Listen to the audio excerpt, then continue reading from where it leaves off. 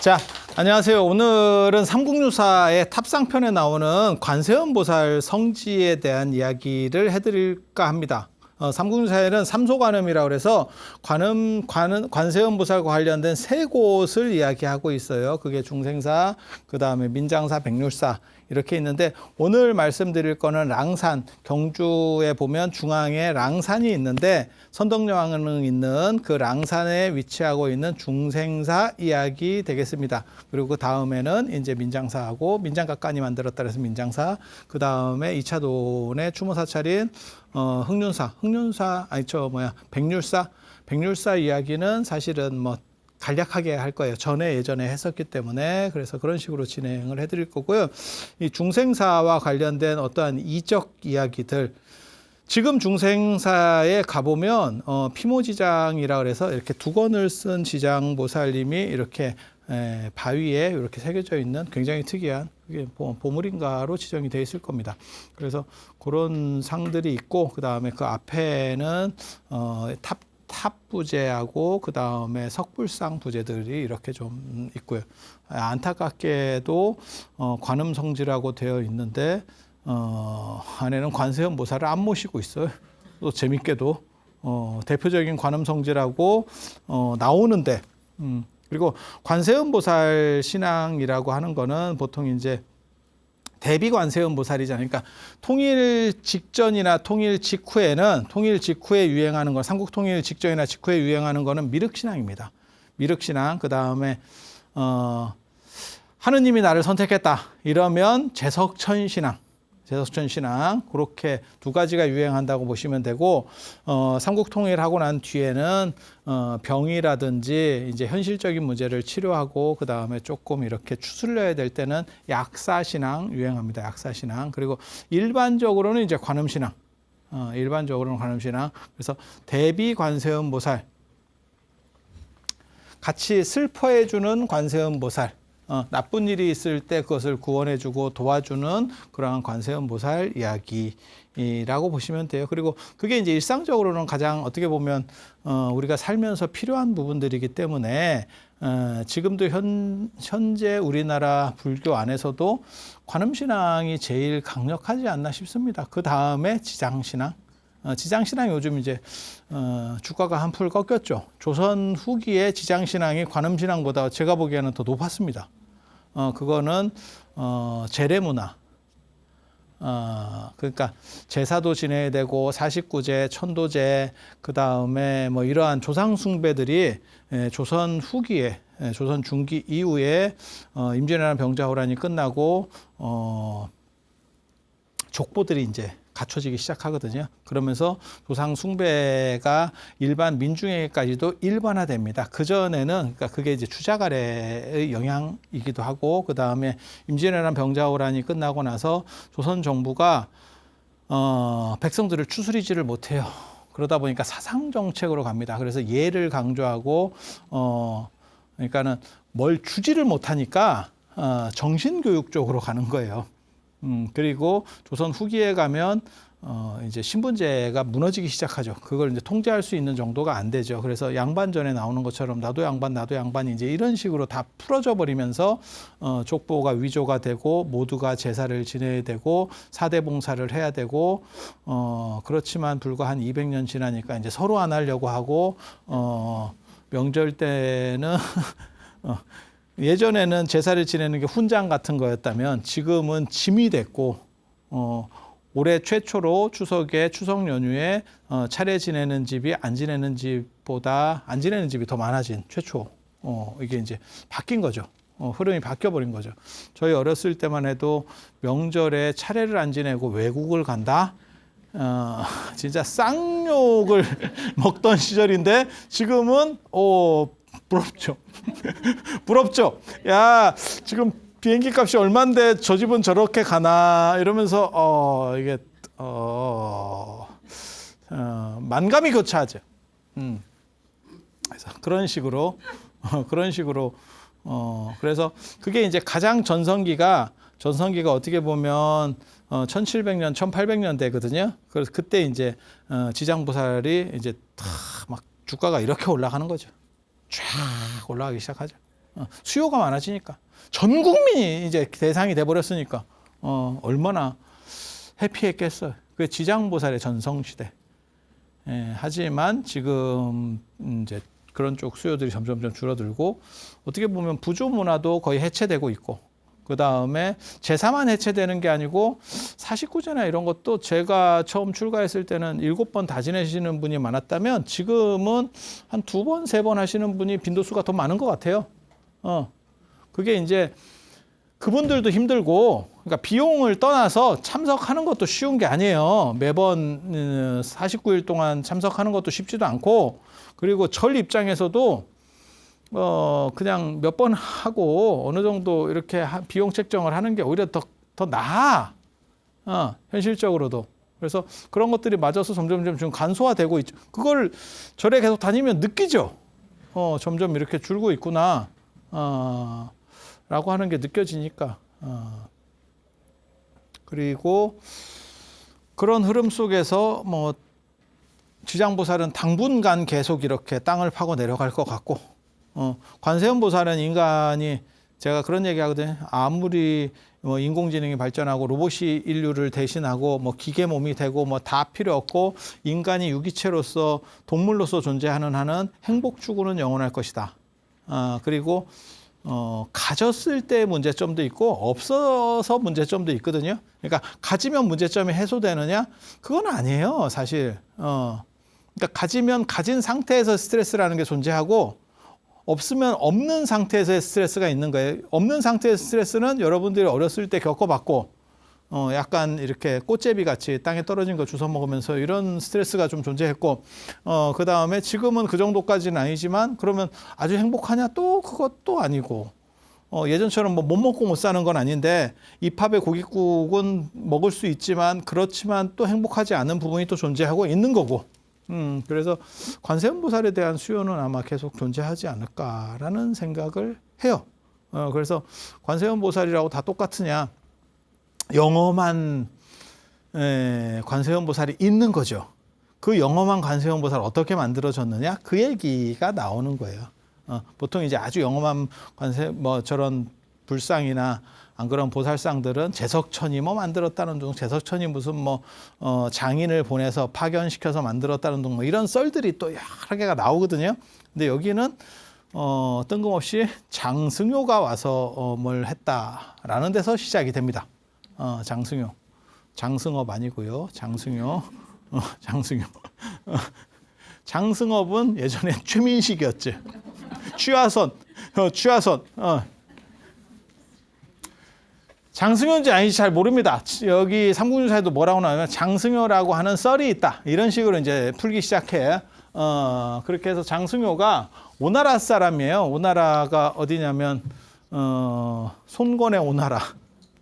오나라에 태어나서 이제 좀 나이가 이제 먹으면서 활동을 시작하니까 그래서 양무제 때 주로 활동을 하고 뭐 이랬던 분입니다. 그러니까 남조에서 활동했던 사람이고 장승효만 있는 게 아니고 저 당시에 이제 유명한 사람들이 있죠. 고계지 들어봤습니까? 고계지 처음 들어봤으면 괜찮습니다. 뭐 지금 들어봐도 고계지, 육탄미, 장승효 그게 이제 남조에서 알아주던 육조시대 때 남조에서 알아주던 이런 예술가예요. 그리고 당나라 때는 오도자, 오도현이라는 사람, 당나라 현종기나 이런 때 이제 활동했었던. 그러니까 어떻게 보면 우리 쪽에는 딱 비견할 사람이 없는데 뭐 레오나르도 다빈치 안 그러면 저런 거 있잖아요. 뭐 우리식으로 말하면 김홍도, 신윤복. 근데 그 정도 급은 아니고 그거보다 훨씬 높은 급이에요. 그러니까 다빈치나 미켈란젤로 같은 급이라고 보시면 돼요. 중국에서. 그렇게 대단한. 이 장승효가 이렇게 활동할 때 얘기야 그렇게 나오는 거예요. 황제가 자기가 굉장히 예뻐하는 여자가 있었대. 예뻐하는 여자가 있었대. 그래서 그 여자 초상화를 하나 그려서 얼마나 이쁘면 초상화를 그려서 갖고 있고 싶을까? 그냥 보면 되지. 근데 인물화를 되게 잘 그렸는가 봐. 왜 그 얘기가 나오냐면 저 양무제 이야기에 보면 양무제가 아들들이 자기가 황제니까 아들들이 이제 본항으로 이렇게 멀리 지역에 나가 있는 거예요. 그러니까 조선으로 얘기하면 내 아들이 누구는 전라도에 가 있고 누구는 경상도에 가 있고 이런 못 보잖아. 아들을 보고 싶은데 볼 수가 없어. 그러니까 장승효를 보내서 자기 아들을 그려오게 했다. 뭐 이런 내용들이 나오거든요. 정조 때 김홍도가 금강산에 가는 이유가 정조 입장에서 금강산이 되게 궁금한데 자꾸 이렇게 떡밥들을 던지니까 금강산이 뭐 대단해요 뭐 이렇게 떡밥들을 던지니까 궁금한데 갈 수는 없고 왕이 진짜 엄청난 권한을 가지고 있고 왕이 안정돼 있으면 가면 됩니다. 근데 정조 때도 그렇게까지는 멀리 못 갔을 거예요. 그러니까 수원 화성 정도 가는 거는 됐고 그 정도 가는 거는 되는데 금강산까지 가면 갔다가 잘못하면 못 돌아옵니다. 갔다가 주인이 바뀌었어요. 야, 이러면 문제 생기는 거거든요. 그러니까 왕이 어느 정도 거리를 움직이냐가 내가 이 지배권을 얼마나 강력하게 가지고 있느냐에 대한 반증이기도 해요. 그러니까 세조가 오대산 상원사에 왔다더라. 진짜 멀리 온 거예요. 그 금강산도 가거든요. 그 얘기는 뭐냐? 야, 그때 이미 다 싹쓸이 했구나. 그렇게 생각하시면 돼. 저기 반란의 여지 없어. 그러니까 내가 이렇게 마음 놓고 쭉 비우고 있는 거야. 위험하면 어느 정도 이상 못 벗어납니다. 뭔 뜻인지 아시겠죠? 뒤집어지겠다 싶으면 못 벗어나. 그래서 진짜 뭐 마음에 들었는가 봐. 여러분들 같은 사람이겠죠.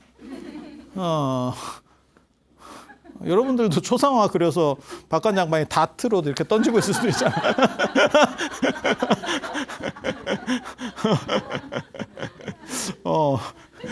그래서 장승효한테 그려달라 그랬대.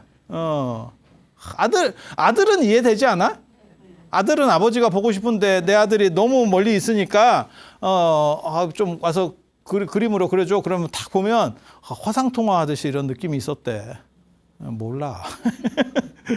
그래서 인물화를 되게 잘 그렸는갑다.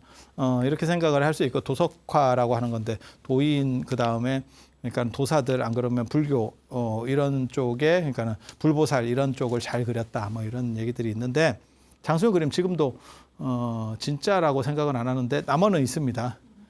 그게 이제 장원원의 역대 명화기에 보면 칙천무 때 전해지던 그림들을 다시 새로 만들고 이제 없애는 그런 얘기들이 있어서 뭐 빼돌렸다는 썰도 있는데 그래서 그런 이야기들이 있는 걸로 봐서 진품은 아닐 건데 모사보는 남아 있어요. 장승효 그림 여기 하나 이렇게 딱 띄워주시면 또 괜찮을 것 같은데 뭐 편집할 때 될란가 모르겠네. 그렇다 치고 그렇게 그려달라 그래서 그렸대. 그거 뭐 어렵지 않지. 당대 최고 화가뿐만이 아니라 지금까지도 이름이 남을 정도의 최고 화가니까 그거 뭐 딱 그렸는데 그림을 딱 끝마치고 이렇게 했는데 붓을 떨어뜨렸는데 이게 빨간색 하필 빨간색 안료가 이렇게 떨어져 가지고 배꼽 밑에 점이 생겼대. 그래서 이걸 어떻게 좀 처리하려고 이걸 뭐 이렇게 뭐 꽃무늬를 만들어야 되나 어쩌고 했는데 안 된대. 그래서 이게 진짜 이 사람이 점이 있는 거 아니야? 그렇게 해서 임금한테 올렸대. 근데 난리가 났지. 임금이 네가 왜 내 애첩 몸에 있는 점을 알아? 이렇게 야 그게 돼? 이게 그림 그리랬더니 딴짓 한 거 아니야? 그리고 딴짓 했으면 너 같으면 그렸겠냐 그거. 우리는 그냥 그렇게 생각할 것 같은데 그래서 이제 이게 날아가게 됐죠. 날려 이랬더니 그때 이제 재상이 저 사람은 그런 성향의 사람이 아닙니다. 뭔가 사연이 있을 겁니다. 라고 했더니 네가 그렇게 영험하냐? 그러면서 뭐라고 얘기하냐면 그러면 내가 어젯밤에 꿈 꿨는데 꿈에 본 걸 그려봐. 이렇게 얘기했대. 야, 대박. 내가 이렇게 생각했거든. 왜 대박인 줄 아세요? 나이 먹으면 꿈이 기억이 안 나.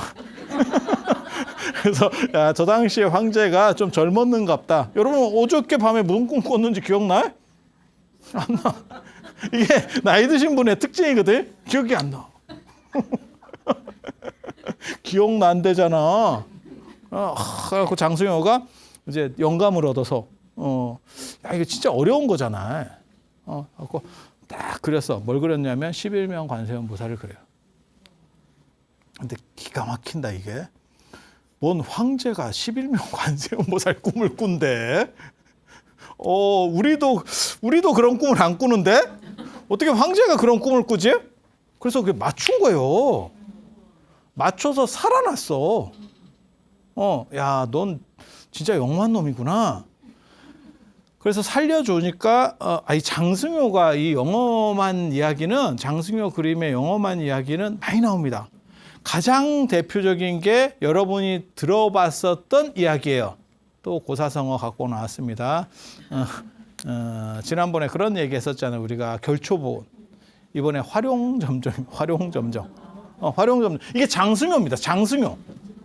장승효. 금능. 그러니까 지금 남경이에요. 남경의 안락사라는 절에 장승효가 용 4마리를 그렸대. 벽에다가 이렇게 샥 그렸대. 근데 눈을 안 그렸다네. 눈을. 그래서 사람들이 왜 눈을 안 그려요? 그러니까 눈동자를 안 찍은 거야. 요 검은 동자를 찍어야 되는데 그랬더니 찍으면 날아간다. 이렇게 이게 무슨 개똥 같은 소리래. 찍으면 승천을 한대.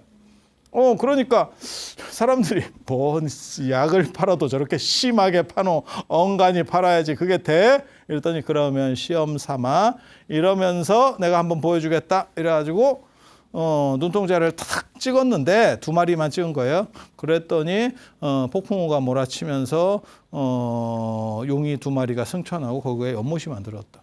그게 활용점정고사예요. 아니 여러분 다 들어보셨잖아요. 활용점정. 그게 이제 보통 다 일을 완수하고 나서 눈동자를 딱 찍는다.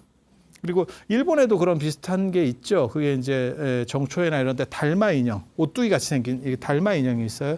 거기에 무슨 기원을 자기가 적거나 안 그러면 서원을 세우고 나서 그 눈동자를 탁 찍죠.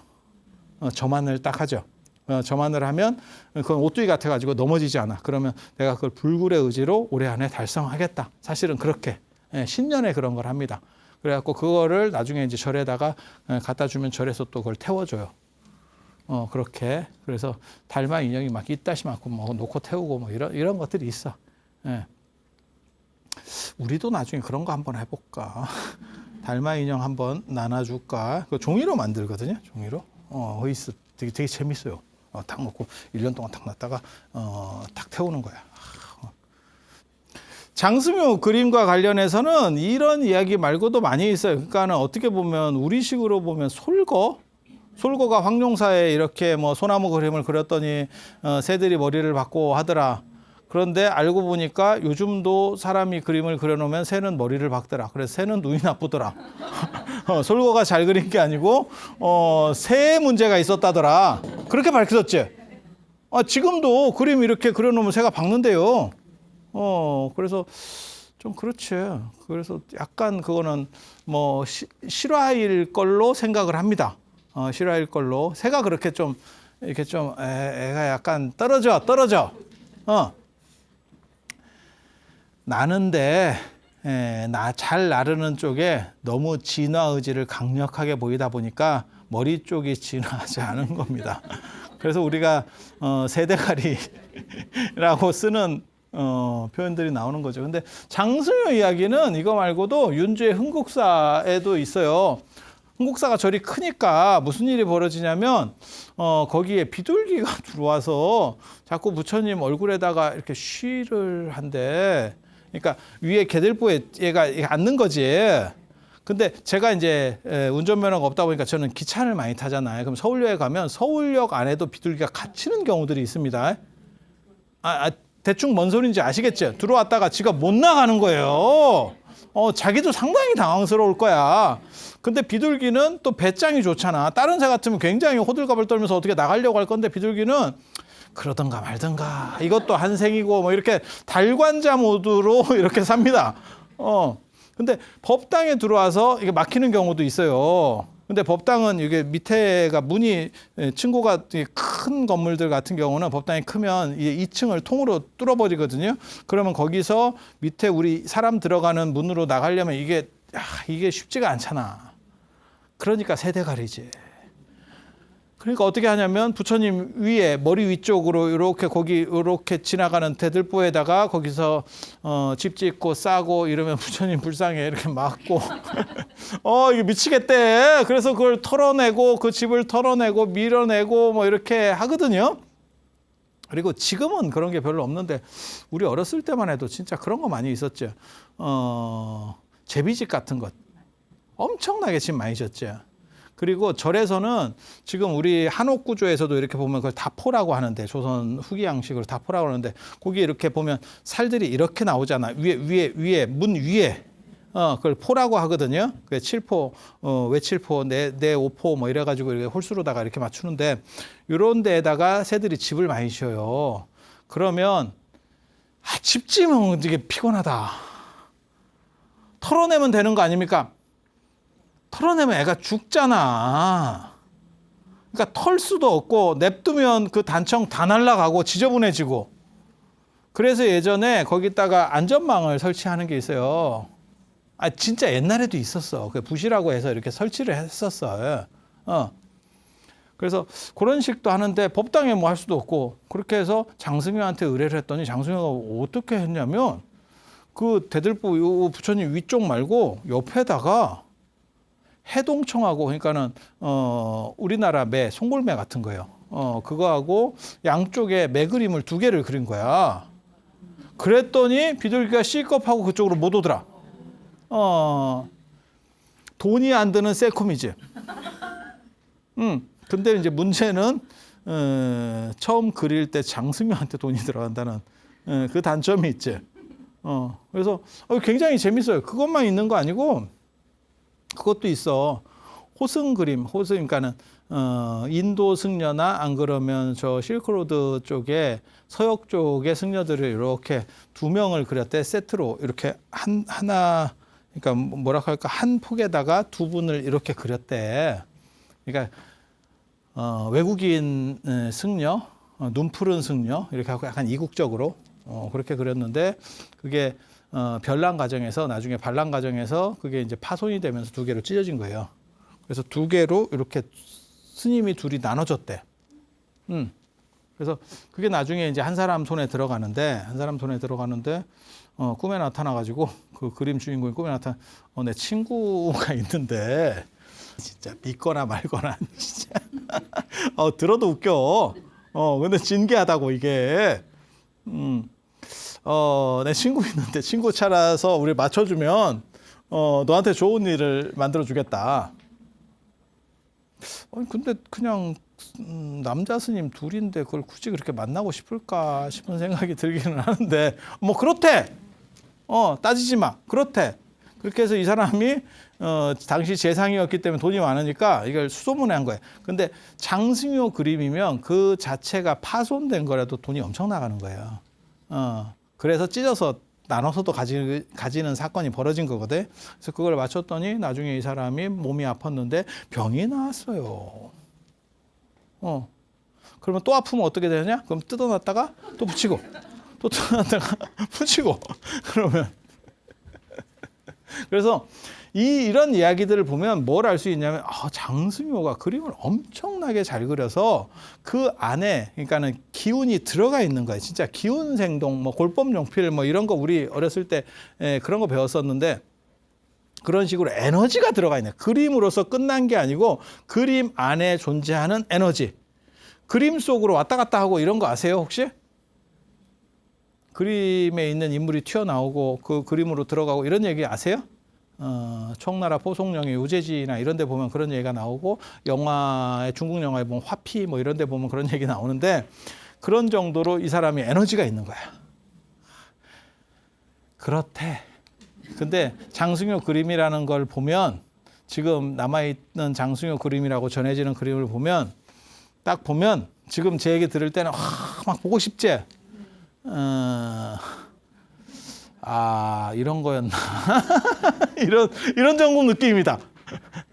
이거?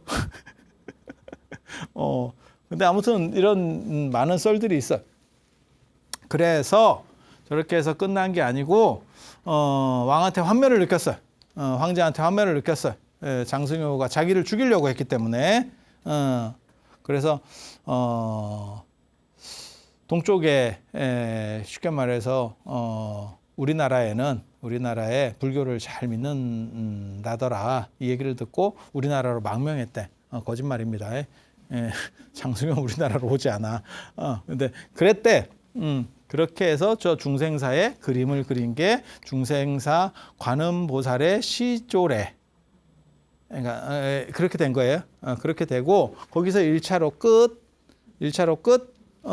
그리고 통일신라 말에 826년, 829년에 최은암이 나옵니다. 최은암이 아들이 없어서 저 대비상에 빌었대. 그러니까 이거는 상이에요, 상. 장승효는 그림 그리는 사람이야. 거기에 뭐 벽화를 그려놨는지 어쩐지 모르겠어. 탱화는 아닙니다. 그 당시에는 벽화 그리던 시절이니까. 그러니까 장승효가 와서 왔을 리는 없는데 누군가 와서 그렸다고 하더라도 그건 벽화야. 그리고 저 시대까지는 안 남아 있을 거예요. 벽화면. 그래서 거기에 대비상이 있는데, 그러니까 관세음보살 상이 있는데 그 관세음보살 상에 중생사에 와서 기도를 했대. 아들을 하나 낳았으면 좋겠습니다. 그거는 뭐 있을 수 있는 일이잖아. 다 뭐 이렇게 그게 최승로예요. 이 이야기가 나중에 오세암 이야기의 제가 보기에는 원형입니다. 오세암 이야기의 원형입니다. 오세암 이야기 압니까? 어린 뭐 동자승이 있는데 먹을 게 없어서 그 스님이 나가서 이렇게 이제 식량을 구해 왔는데 눈길에 다 막혀서 애가 죽을 것 같았는데 관세음보살 젖 먹고 살고 있었다더라. 뭐 이런 얘기 들어보셨죠? 아마 오세암의 원래 이야기는 그 오세동자 이야기가 아니고 오세신동 김시습이 그쪽으로 이제 출가해서 설잠이라고 하는 법명을 받고 그쪽에서 활동을 해서 이제 김시습이 오세신동이니까 그래서 오세암이라고 하는 썰이 아마 더 맞을 거예요. 그렇게 해서 최은암이 아들을 낳았는데 후백제 견훤이 쳐들어와가지고 그게 보석정 사건이 터진 거예요. 경혜왕. 그래갖고 뭐 도와주지도 않고 막 이러니까 결국 죽잖아요. 피살되잖아요. 견훤에 의해서. 그리고 뭐 그 왕비는 뭐 어떻게 되고 뭐 그런 좀 비극적인 사건들이 터지는 거야. 그러니까 이제 다 튀는 거지. 경주가 박살이 났는데 지금. 그러니까 최은암 입장에서 피난을 가야 되는데 애를 데리고 갈 수가 없는 거죠. 애를 데리고 가면 애가 울고 보채고 하다가 소리가 들려서 지가 위험할 수 있으니까 그러니까 AS를 요청하고 관세음보살 탁자 밑에다가 애좌가 이게 사자자라는 뜻이거든요. 새끼 사자자. 새끼 사자 애자인데 그래서 지금도 종정스님 보통 큰 스님 법하 이러고 종정스님은 예하 이렇게 한다고. 그게 새끼 사자 좌대에 새끼 사자가 있어. 그래서 그렇게 하는 거거든. 그래서 이게 불상 관세음보살상을 모신 좌대 밑에다가 딱 밀어놓고 관세음보살님이 해주신 거니까 책임도 져주세요. 그리고 갔대. 이게 무슨 물에 빠진 놈 구해주니까 보따리 내놓으라는 것도 아니고 자식아 놔달라고 그래서 놔줬더니 지금 바쁘니까 잠깐 맡겨놓고 갈게요. 알아서 좀. 그렇게 해서 갔다 왔더니 죽었는 줄 알았더니 애가 포동포동 잘 살아있더라. 스토리가 비슷하죠, 굉장히. 굉장히 비슷하죠. 그래서 경순한 김부가 고려 왕건한테 귀부할 때, 항복하고 들어갈 때, 그때 같이 가가지고 얍삽하게, 거기서 이제 권력을 누린 거지. 그래서 결국은, 경주 김씨 세력이 이렇게 기틀을 다질 때, 저 최씨도 한 큰 성이 된 거야. 그렇게 해서 그 후광하에 최승로가 나중에 나와서 최승로의 시무 28조. 우리 교과서에도 나옵니다. 그렇게 해서 키워놨더니 이놈이 불교를 약간 공격하는 시무 28조를 보면 불교를 공격하는 논법이 나와. 이게 관세음보살 젖 먹고 큰 놈인가 싶은 생각이 좀 들고 뭐 좀 복잡해. 복잡해. 그래서 그거 영험 하나. 또 뭐가 나오냐? 992년. 이거는 이제 신라가 936년에 망했기 때문에 고려시대 이야기예요. 그러니까 삼국유사에는 삼국 이야기만 나오는 게 아니다더라. 그 뒤에 이야기도 섞여 들어가는 거예요. 그래서 그때 주지 스님이 성태래. 이 중생사의 주지 스님이 성태. 근데 뭔가 상태가 좀 안 좋았는가 봐. 절 상태가. 근데 이제 고려 초기고 뭐 이러니까 뭐 어떻게 됐는갑지 뭐 모르겠어. 상태가 안 좋아서 향화를 잇기가 어렵다. 그러니까는 계속 향을 피면서 기도하고 부처님을 그러니까 저 관세음보살을 계속 모셔가기가 어렵다. 그래서 뭐라고 하냐면 관세음보살님한테 그렇게 고했대. 제가 퇴각하겠습니다. 알아서 이제 저는 갈 테니까 알아서 좀 이제 자급자족하실 수 있도록 그렇게 했으면 좋겠습니다. 제가 도저히 힘이 붙여서 안 됩니다. 여기서도 향불 피운다는 얘기로 나오거든요. 그러니까 향이 무조건 필수예요. 향은 무조건 필수라. 향화, 향사 이렇게 나온다고. 그러니까 향불 올리는다는 얘기는 예불 하고 공양하고 기도한다. 공양 올리고 기도한다. 그런 의미를 통칭하는 거예요. 그래서 더 이상 향불이 끊어지게 생겼다. 향화가 끊어지게 생겼다라고 해서 그렇게 하고 그날 잤는데 관세음보살이 나타나서 잠깐 기다려라. 내가 시주를 받아오겠다. 너 잠깐 기다려라. 이렇게 내가 이 반연을 이렇게 해서 시주를 할 테니까 기다려. 그렇게 해서 13일이 지나니까 김해지방에서 말하고 소의 수레를 이용해서 소금하고 쌀을 가지고 왔대. 그렇게 해서 이 중생사에서 화주를 나온 스님이 있어서 우리가 이렇게 어렵다 그래서 보시를 했습니다. 그랬더니 이 성태 스님이 뭐라고 얘기하냐면 우리는 그렇게 나간 스님이 없습니다. 스님이 없습니다. 꼴랑 자기 혼자였는지도 모르지. 없습니다. 이랬더니 뭔 소리 하냐고. 우리를 여기까지 인도해 놓고 신천정 그 우물가에서 또 꼭 이게 우물이 나온다. 우물이라고 하는 게 뭐냐면 어떻게 보면 신성한 곳이기도 하고 그 다음에 그게 마을의 중요 포인트이기도 해요.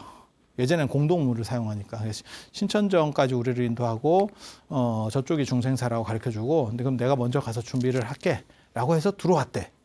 그러니까 우리 그런 스님이 없는데? 그래서 자기네들은 좀 거기서 기다리다가 일로 왔다는 거예요. 그러니까 없는데? 그래갖고 이러다가 저 대비전에 들어가서 그러니까 관음전에 들어가서 관세음보살을 딱 보니까 그 스님이더라. 그래서 관세음보살은 스님 역할도 한다더라. 이거 그래서 중생사 관세음보살이 참 어떻게 보면 영험한 불상이에요. 그래서 뭐라고 나오냐면 이 뒤로도 이 영험을 보고 이 사람들이 매년 이거를 시주를 해서 중생사가 무너지지 않았다더라 라고 하는 기록이 있고 또 절에 불이 났대. 근데 절 문에 불이 났다라고 나오는데 절에 불이 났겠지. 문에만 나서 위험할 상황은 아닐 거고 아니면 문에서 불이 시작돼서 안쪽으로 들어갔거나 근데 절 문에서 불 날 일이 별로 없는데 왜냐면 문에 뭘 초나 이런 게 시설이 없는데 모르겠어. 기록에는 절 문에서 불이 났다고 하거든. 그래서 불이 번졌는가 봐. 그래서 불상이라도 건져야 된다. 라고 해서 허둥지둥 하고 있는데 딱 보니까 벌써 마당에 관세음보살님이 나와 있더라. 이거 어디서 많이 들어본. 이거 여기 또 들어봤는데 제가 그래서 그런 얘기 하는데 나와 계시지 말고 불을 끄시는 방향. 먼저 피난 나와 있다는 거예요. 이거 되게 재밌어. 이와 똑같은 스토리가 기원정사에 있죠. 기원정사에 저 인도 기원정사 우리 금강경 설법하셨다는 그 기원정사 이야기에 보면 거기 자은전에 보면 쥐가 옛날에는 쥐가 많았거든. 여러분 어렸을 때 초가집 같은 거 시골에 이렇게 보면 저는 그런 집들을 시골에 가서 보면서 제가 이런데 어떻게 사람이 사나 이랬었거든. 지붕도 안 반듯해. 천정이 안 반듯해. 좀 기울어 있어. 천정이 이렇게 보고 있으면. 그리고 그 위로 뭐가 이렇게 뛰어다녀. 진짜.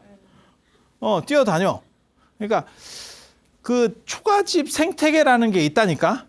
초가집 안에 군뱅이가 있고, 그래서 걔네를 그 초가집 안에 살기 때문에, 그 풀 안에 살기 때문에 걔네가 굴러다녀. 제대로 이렇게 발이 있어서 막 왔다 갔다 하는 게 아니고 약간 이렇게 꼼지락꼼지락 다녀. 그래서 그 이형을 내릴 때 보면 군뱅이들이 이따시만한 군뱅이들이 있고, 그게 이렇게 있고, 그때는 그런 거 먹을 생각을 안 했는데, 근데 김병만의 정글의 법칙을 보면서 저것도 먹는 거구나. 땅콩 버터 맛이 난다는데 체험해보고 싶지는 않아. 굉장히 물컹할 것 같은 느낌, 그죠? 곤약 젤리만 날 것 같아. 뭐 모르겠어요. 커요. 그리고 그거 이렇게 자세히 보면 얼굴이 생각보다 큽니다. 하얗고 얼굴이 좀 약간 빨간, 입인지 뭐 얼굴인지 뭐 모르겠는데 뭐 있어. 그리고 그런 거를 이제 잡아먹으려고 쥐들이 뛰어다니고, 쥐가 있으니까 그 쥐를 먹으려고 뱀이 있고, 그래서 뱀이 가끔은 이렇게 기둥으로 이렇게 내려오는 경우도 있잖아요. 그러면 그걸 지킴이라고, 집지킴을 하고, 집의 신이라는 둥 뭘 헛소리를 또 하고, 무슨 집의 신이야, 뱀이지. 그래서 그게 큰 구렁이가 되고, 그렇다니까. 예, 그리고 그래서 그게 초가집에 나름의 생태계가 있어요. 나름의 생태계가 존재하는 것 같아. 몰라. 예. 그런 게 존재했던 것 같은데, 그래서 쥐들이 이렇게 집 안에서 이렇게 뛰어다니고 이런 것들이 있죠. 그래서 기원정사에 부처님 계시던 데가 열애향실이거든요. 그러니까 부처님 계신 데는 다 향공향을 올리기 때문에 그 열애향실이라고 불리는 거야. 그러니까 향은 아무튼 생략이 안 돼. 중국 가봐. 향 생략이 되나. 그래서 향을 이렇게 피우고 그러다 보니까 등이 있는 거고, 그리고 실내는 당연히 뭐 등이 있어야 되겠죠. 그래서 쥐가 하다가 잡아뜨려가지고 등을 잡아뜨려서 불이 났대. 그건 뭐 그럴 수 있는 거고, 그렇게 해서 그게 이제 7층 집이었거든요. 부처님 계신 데가. 그거 굉장히 좋은 겁니다. 그 당시 사위성의 랜드마크 기원정사야. 나 되게 재밌어. 그래서 불교가 뭐 무소유다 어쩌다 그러는데, 무소유 아니고요. 무소유는 옷 벗고 다니는 짜이나교가 무소유였고요. 그 다음에 최소주의자는 제바달다가 최소주의로 불교 교단을 이렇게 운영해야 되는 거 아닙니까 했다가 작살이 났죠. 그래서 불교는 무집착주의지 무소유나 최소주의가 아닙니다. 그거 생각을 좀 해야 돼. 그런데 그래서 그게 이제 불이 나면서 전체가 전소가 됐다라고 하는 얘기가 나오는데, 그때도 보면 이거 어떻게 하지? 라고 했을 때 그때 우전왕이 모셨던 불상이 밖으로 나와 있더라 라고 하는. 그래서 이게 불상만 자꾸 불을 피하는, 아니 그런 영험이 있으면 그냥 불이 안 나게 이런 발칙한 생각이 조금 들긴 하는데, 그래서 아니 저번에 낙산사 홍련암도 그렇더라고요. 전체가 다 화재가 났잖아요. 2005년인가? 제가 그때 고려대 대학원 박사과정 다니고 있었는데, 그때 김정배 선생님이 그 총장하시고 뭐 이랬던 분인데, 막 안타깝게 생각을 하시더라고요. 우리 수업하는데, 저게 국가에서 저걸 지켜야지 말이야. 저걸 저렇게 해가지고 저리 불타고 말이야 되냐고 막 이러면 수업 시간인데 막 피를 토해. 그러면서 나한테 지관 스님 아냐고 그랬어. 지관 스님 우리 나랑 비슷한 레벨이 아니고 이런데. 당신은 고려대 총장도 하고 하니까 이렇게 좀 친하대. 그러면 내가 쫄인데, 나는 개쫄인데 어떻게 알아? 큰 스님인데. 그래서 이러는데, 그때도 보면 문이 안 타고 뭐 이렇게 그런 얘기 들어보셨죠? 앞에 문은 안 타고. 그래서 문은 지키라고 있는데 지키라고 한 건 탔고 문은 안 타고. 그때도 그런 얘기 했는데 이게 좀 재밌지. 그래서 이런 비슷한 스토리들이 아무튼 유전하는 게 있어요. 그러니까 처음 듣는 사람들은 이게 그런가? 이러는데 우리 같이 여러 가지 자료를 보는 사람은 이게 약간 반복적인 패턴으로 나타나는데? 라는 생각들을 합니다. 그리고 중생사에는 그 관세음 보살이 진짜 영험했던 뭔가가 있었던 것 같아요. 굉장히 유명하고 그러다 보니까 고려시대까지도 그런 영험담들이 내려오고 있었고 그걸 이련이 체록했어. 그런데 애석하게도 오늘날 중생사에 가면 관세음 보살을 모시고 있지 않다더라. 이게 뭔가. 그러니까 낙산사인데 주불이 바뀌었다더라. 이게 뭔가. 나중에 이제 백률사도 삼소관음 세 군데 중에 민장사는 어딘지 모르겠고요. 백률사도 관세음보살 도량인데 가보면 여기도 관세음보살이 없어. 이게 맞나라는 생각이 드는데 참 인생 무상이죠. 그래서 오늘은 이상하고 다음 시간에는 삼소관음 중에서 뭐 민장사 그 다음에 백률사 이야기하고 또 다른 이야기 이어서 해드릴 수 있도록 그렇게 하겠습니다. 자, 들어서 감사합니다.